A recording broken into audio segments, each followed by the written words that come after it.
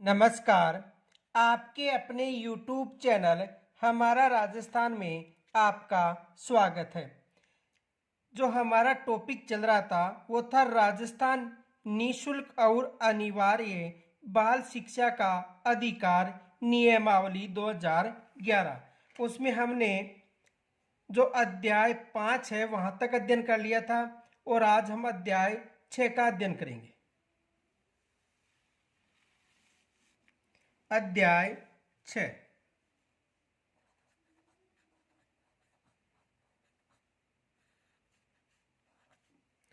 और अध्याय 6 में अध्यापकों का उल्लेख है।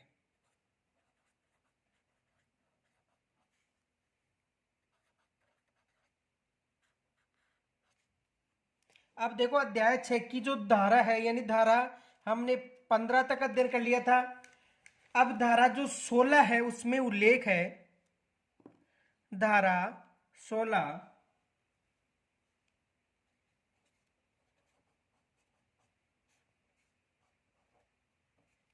धारा 16 में जो अध्यापकों की न्यूनतम अर्हता का उल्लेख है। न्यूनतम अर्हता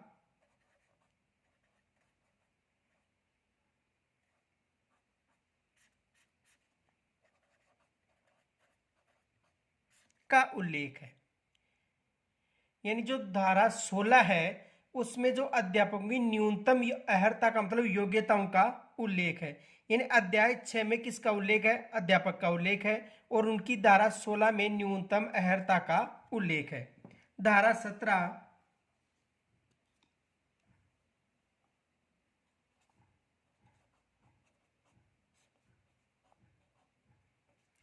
धारा 17 में न्यूनतम अर्हता शिथिलीकरण का उल्लेख है। न्यूनतम अर्हता शिथिलीकरण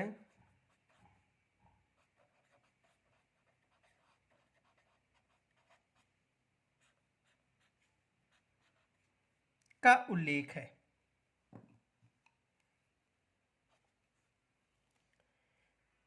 धारा 18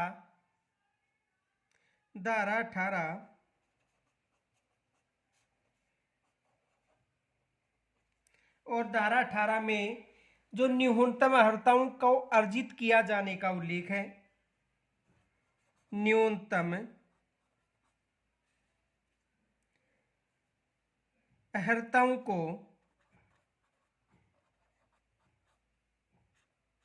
यानी योग्यताओं को अर्जित किया जाना।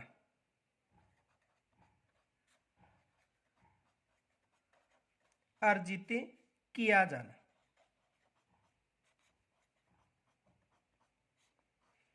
किस धारा में उल्लेख है? धारा 18। धारा 19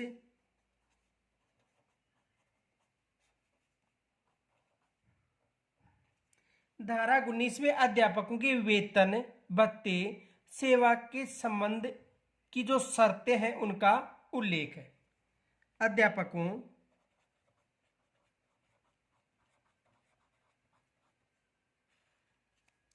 के वेतन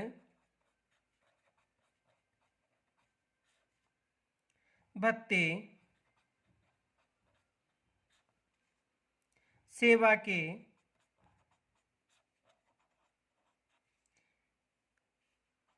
निबंधन और शर्तें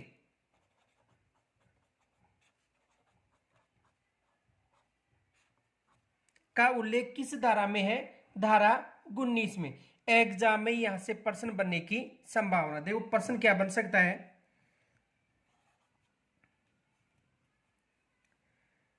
राजस्थान निशुल्क और अनिवार्य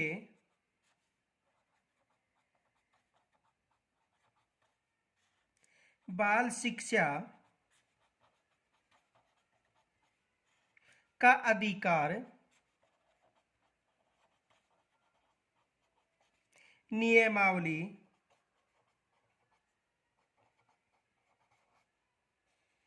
2011 की किस धारा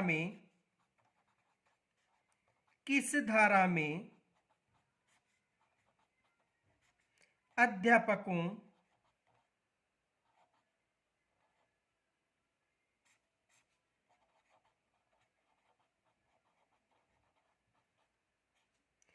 के वेतन भत्ते का उल्लेख है? वेतन भत्ते का उल्लेख है। एग्जाम में यहां से प्रश्न बन सकता है। तो किस धारा में? धारा 19 में। धारा 19 में किसका उल्लेख है? वेतन भत्ते का उल्लेख। आगे देखो,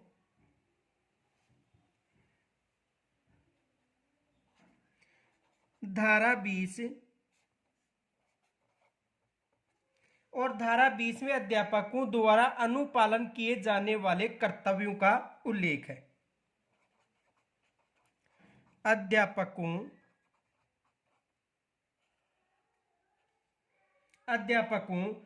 द्वारा अनुपालन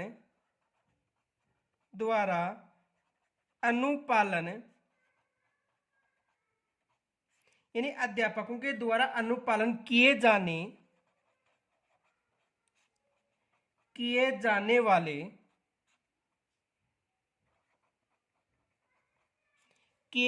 वाले कर्तव्यों का उल्लेख है।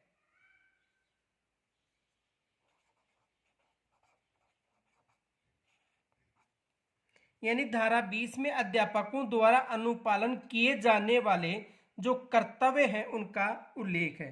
फिर देखो धारा 21 और धारा 21 में देखो प्रत्येक विद्यालय में शिष्य अध्यापक के अनुपात बनाए रखने का उल्लेख है। प्रत्येक विद्यालय में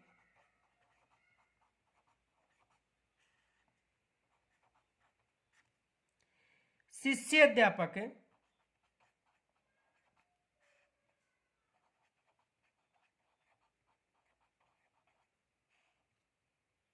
अनुपात बनाए रखना।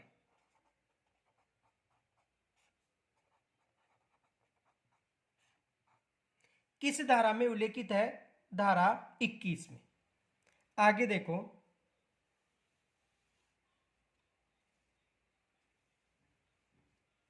अध्याय 7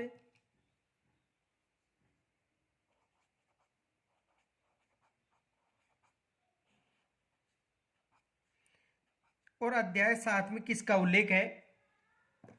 अध्याय 7 में पाठ्यचर्या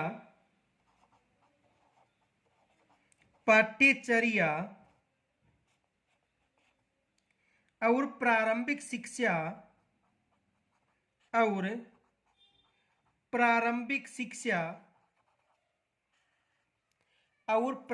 शिक्षा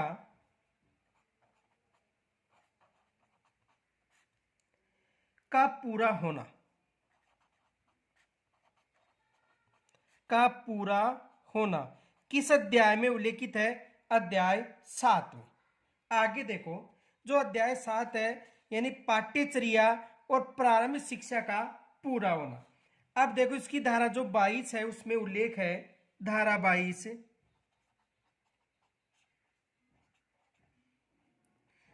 22 में शैक्षिक प्राधिकारी का उल्लेख है। शैक्षणिक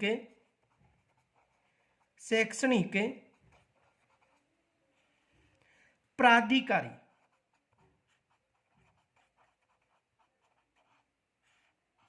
का उल्लेख किस धारा में? धारा 22 में। आगे देखो,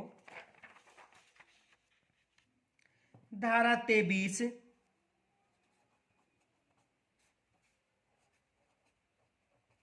और धारा 23 में बालकों और माता पिता के शिकायत का निवारण का जो धारा 23 है उसमें प्रमाण पत्र प्रदान करने का उल्लेख है। प्रमाण पत्र प्रदान करने का उल्लेख है। किस धारा में? धारा 23 में। आगे देखो धारा 24। देखो यहां तक विशेष याद रखना, प्रमाण पत्र संबंधी उल्लेख पूछा जा सकता है, या जो शैक्षणिक प्राधिकारी है उसका उल्लेख किस अध्याय में? अध्याय 7 में। अब देखो अध्याय 8 और अध्याय 8 में शिकायत निवारण का उल्लेख है। शिकायत निवारण यानी किस अध्याय में शिकायत निवारण का उल्लेख है? अध्याय 8 में। एग्जाम में यह भी प्रश्न बन सकता है कि शिकायत निवारण संबंधी अध्याय कौन सा है? तो अध्याय 8। इसकी जो धारा 24 है,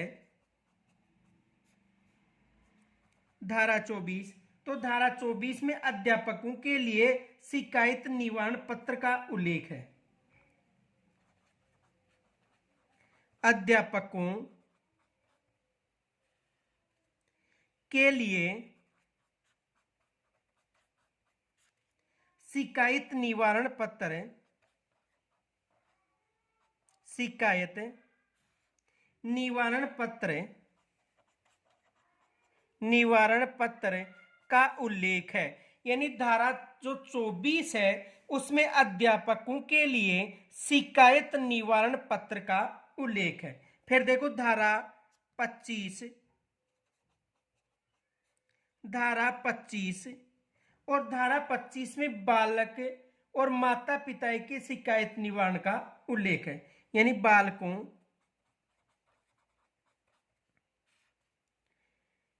माता पिता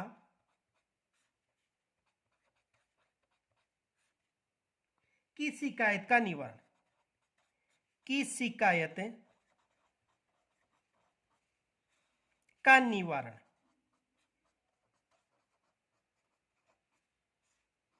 किस अध्याय में है? अध्याय 8 और धारा कौन सी है? 25। यहां से एग्जाम में प्रश्न बन सकता है। देखो प्रश्न ये बन सकता है, किस अध्याय में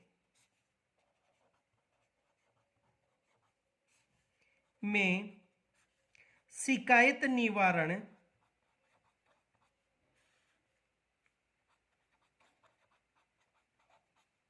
का उल्लेख है? केवल हमें जो राजस्थान निःशुल्क और अनिवार्य बाल शिक्षा अधिकार नियमावली 2011 की बात करें, नहीं कि आरटीए 2009 की। तो किस अध्याय में शिकायत निवारण का उल्लेख मिलता है? तो अध्याय कौन सा है? 8। यह एग्जाम में यह भी आप पूछा जा सकता है कि माता पिता और बालकों की शिकायत के निवारण का उल्लेख किस धारा में है? यह भी प्रश्न बन सकता है। देखो बालकों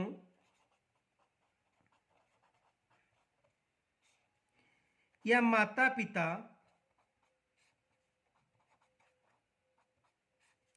की शिकायत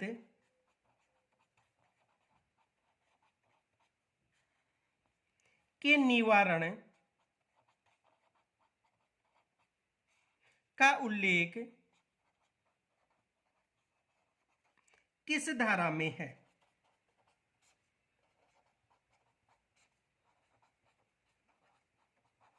तो किस धारा में है? धारा 25।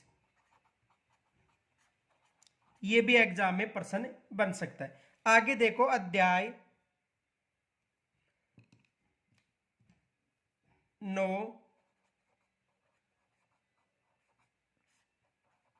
और अध्याय 9 में बालकों जो बाल अधिकारों का संरक्षण है उसका उल्लेख है। बाल अधिकारों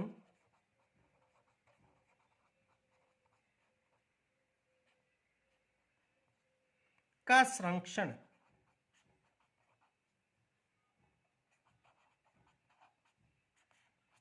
किस अध्याय में है? अध्याय 9 में। तो अध्याय 9 की जो धारा 26 है, धारा 26 में राजस्थान राज्य बाल अधिकार संरक्षण आयोग द्वारा जो कर्तव्यों का निर्वह है उनका उल्लेख है। राजस्थान राजस्थान राज्य बाल अधिकार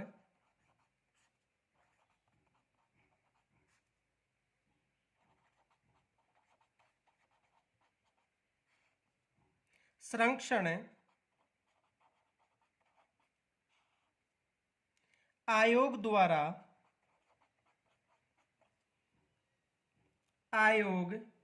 द्वारा कृत्यों का निर्वहन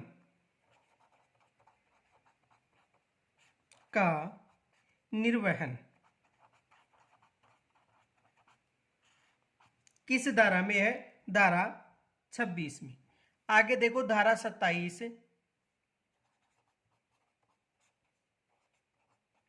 धारा 27 में राजस्थान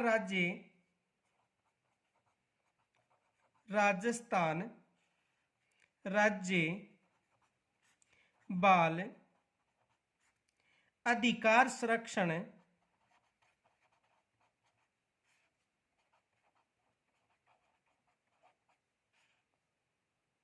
आयोग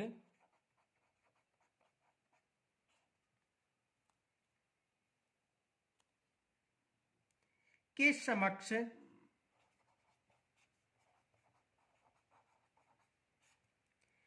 परिवादों को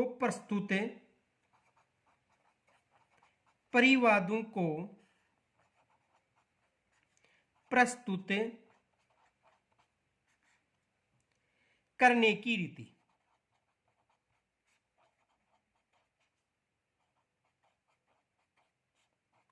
किस अध्याय में है? अध्याय 27 में।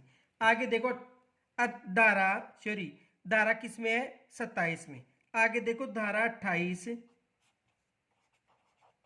इस धारा में राज्य सलाहकार परिषद के गठन का उल्लेख है।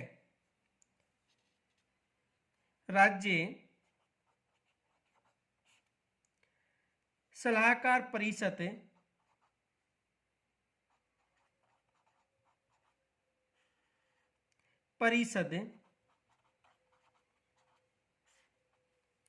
का गठन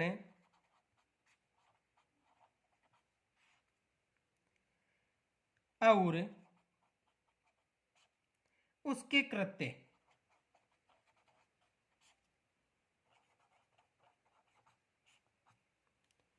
किस धारा में? धारा 28 में। तो एग्जाम में ये भी आ सकता है कि किस अध्याय में बाल अधिकार संरक्षण का उल्लेख है। देखो एग्जाम में यहां से प्रश्न बनने की संभावना है। किस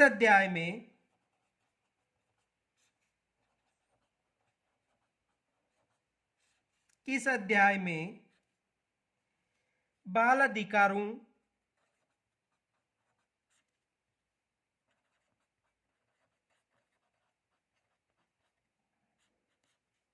का संरक्षण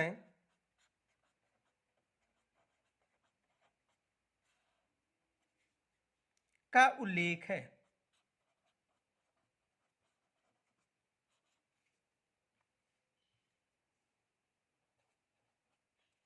तो कौन सा अध्याय है? अध्याय 9।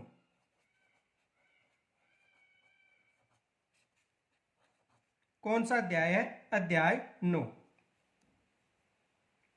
आगे देखो अध्याय 10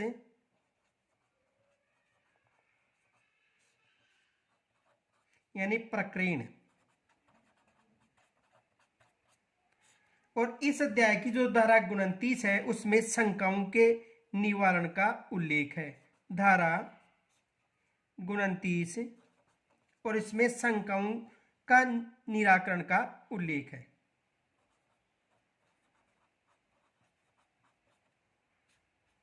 शंकाओं का निराकरण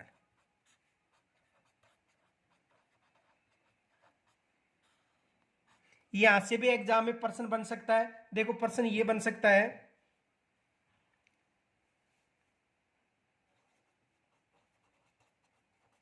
किस अध्याय में शंकाओं के निराकरण का उल्लेख है? किस अध्याय में शंकाओं के निराकरण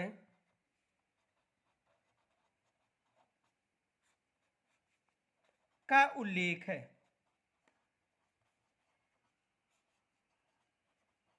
तो देखो किस अध्याय में, अध्याय 10,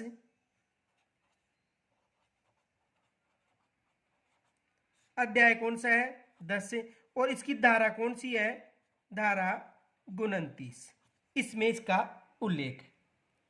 तो यहां तक यदि कोई समस्या हो तो जरूर बताना। और राजस्थान निःशुल्क और अनिवार्य बाल शिक्षा अधिकार नियमावली 2011 की जो धारा 29 है उनका अध्ययन हमने कर लिया है। यहां तक यदि कोई शंका या समस्या हो तो मुझे कमेंट्स के द्वारा जरूर बताना। धन्यवाद।